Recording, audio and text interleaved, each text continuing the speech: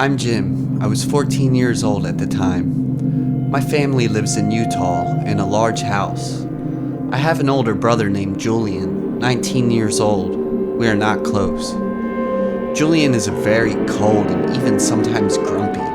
I tried to break the ice for many times, but he ignored me. My childhood did not include Julian's companionship, but I'm used to it anyway. My room and Julian's are on the second floor, separated by the stairs leading down to the living room. Julian is a Casanova. I can't remember how old he was when he brought home his first girlfriend.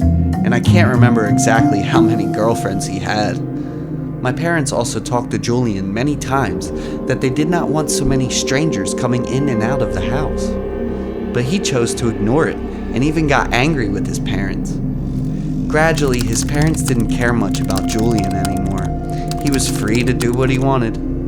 For quite a long time, Julian loved a girl named Ella. She was very beautiful, with long brown hair, blue eyes, and a soft voice.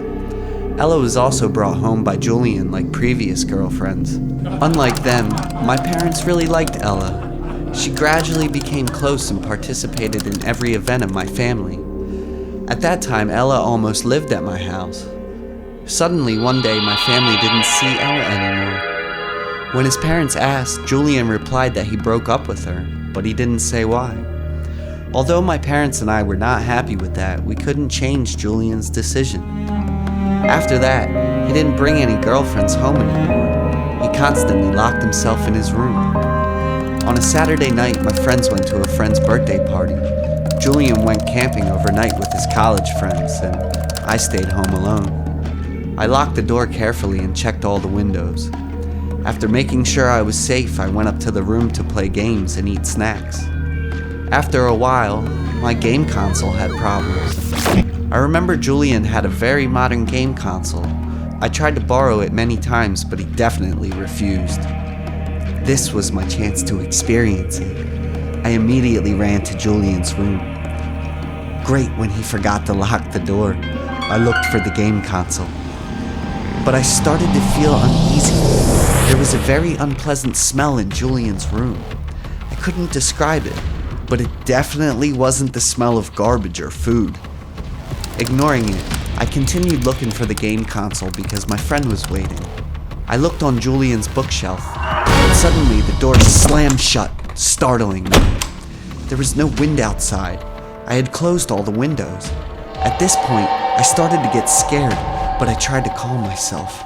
Finding a game console on a bookshelf makes me excited and relieves my fear. I quickly walked towards the door. Suddenly, there was a sound of gurgling water in the bathroom. I don't understand why my heart was beating so fast at that time. Julian probably didn't turn off the faucet carefully. I tried to calm down with that thought. This time the stench was stronger and more terrible, making me stop and feel nauseous. I walked towards the bathroom, slowly looked inside. The hand-washing faucet was not locked tightly. I breathed a sigh of relief and went to turn on the faucet. The stench filled the small space of the bathroom, forced me to hold my breath. Julian's bathroom floor is quite rickety, the tiles rattling against each other. Why didn't he tell his parents to fix it? I muttered. Just as I turned around to leave, I stepped on a brick, broke it, and sank deep beneath to cover my feet. I felt something liquidy and mushy under my feet. About 1 meter from where I stood, a tile on the floor bounced up. From below, a head of a person with a rotten and decomposed face appeared, long hair hanging around the face. I can't describe my feelings at that time. I was scared, panicked. My body was stiff, but when I moved, it was limp. I screamed with all my strength, ran a few steps and then fell down, trying to crawl back to my room. The distance between the two rooms is about 5 meters, but I feel it is very long.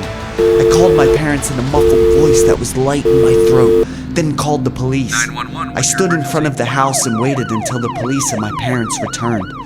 The first thing my parents did was call Julian, asking him to come home immediately. That whole night, my parents and I stayed up waiting for Julian to come home. The The next morning, he returned and confessed everything. The body on the floor is Ella. Julian discovered Ella was meeting with another guy.